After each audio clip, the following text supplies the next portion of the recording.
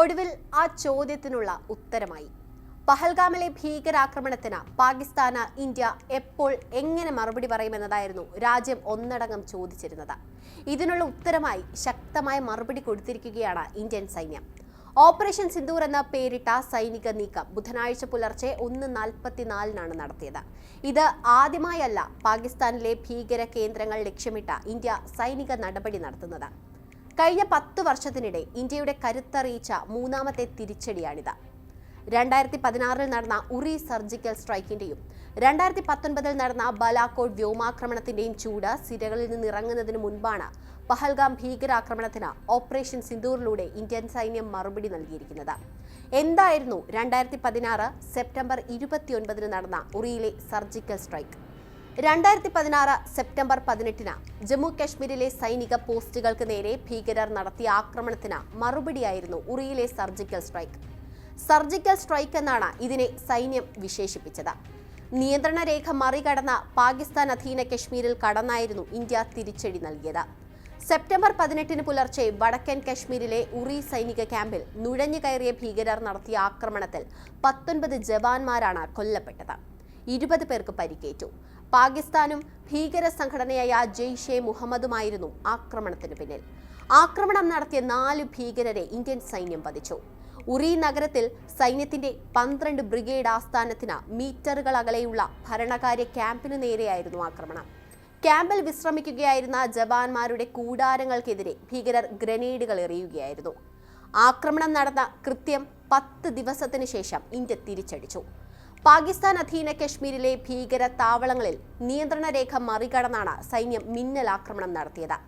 September 29 അർദ്ധരാത്രിയോടെ നടത്തിയ ആക്രമണത്തിൽ 38 ഭീകരരെയും 2 ജവാന്മാരെയുമാണ് സൈന്യം വധിച്ചത്. പരിശീലനം നൽകിയതിനു ശേഷം ഇന്ത്യയിലേക്ക് ഭീകരരെ കടത്തിവിടാനായി സ്ഥാപിച്ച ഭീകരരുടെ ക്യാമ്പുകൾ സൈന്യം തകർക്കുകയായിരുന്നു.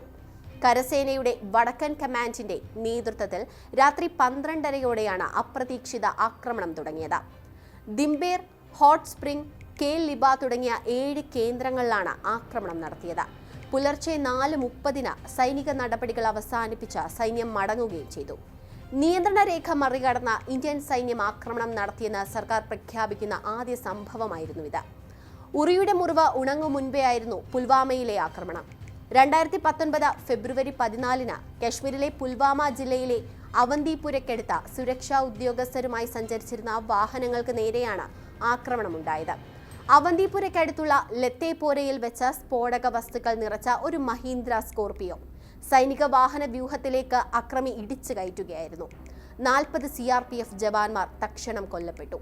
അവധി കഴിഞ്ഞ ഉദ്യോഗത്തിൽ തിരികെ പ്രവേശിക്കാൻ എത്തിയവരായിരുന്നു കൊല്ലപ്പെട്ടവരിലേറെയും. പാകിസ്ഥാനിലെ തീവ്രവാദ സംഘടനയായ ജെയ്ഷെ മുഹമ്മദും ആക്രമണത്തിന്റെ ഉത്തരവാദിത്തം ഏറ്റെടുത്തു. മനുഷ്യ ബോംബായിരുന്ന ആദിൽ അഹമ്മദ് ദർ എന്ന തീവ്രവാദിയുടെ വീഡിയോയും അവർ പുറത്തുവിട്ടിരുന്നു. പുൽവാമ ഭീകരാക്രമണത്തിന് ഇന്ത്യ നൽകിയ തിരിച്ചടിയായിരുന്നു ബാലാകോട്ട് വ്യോമാക്രമണം. പുൽവാമയ്ക്ക് 12 ദിവസങ്ങൾക്കിപ്പുറം ഫെബ്രുവരി 26 ഇന്ത്യ വ്യോമാക്രമണം നടത്തിയത്. പുലർച്ചെ 3:45 മുതൽ 21 മിനിറ്റ് നീണ്ടു നിൽക്കുന്നതായിരുന്നു ആക്രമണം. പുൽവാമ ആക്രമണത്തിന്റെ ഉത്തരവാദിത്തം ഏറ്റെടുത്ത ജെയ്ഷെ മുഹമ്മദിന്റെ ഏറ്റവും വലിയ പരിശീലന കേന്ദ്രമായിരുന്നു ബാലാകോട്ടിലേത്. ഇന്ത്യൻ വ്യോമസേനയുടെ 12 മിറാഷ് 2000 പോർ വിമാനങ്ങൾ കശ്മീരിലെ നിയന്ത്രണ രേഖ കടന്ന് ആക്രമണം നടത്തി. അന്ന് റിപ്പോർട്ട് ചെയ്തതനുസരിച്ച് 12 മിറാഷ് 2000 വിഭാഗത്തിൽപ്പെട്ട പോർ വിമാനങ്ങളിൽ നിന്നായി ഏകദേശം 1000 കിലോ ബോംബുകൾ പാകിസ്ഥാൻ അധീനതയിലുള്ള നിയന്ത്രണ രേഖയിലെ ഭീകര കേന്ദ്രങ്ങൾക്ക് മേൽ പെയ്തു. ഏകദേശം 21 മിനിറ്റ് സമയം നീണ്ടുനിന്ന ആക്രമണത്തിൽ 350 ഭീകരർ കൊല്ലപ്പെട്ടതായാണ് റിപ്പോർട്ടുകൾ പുറത്തുവന്നത്.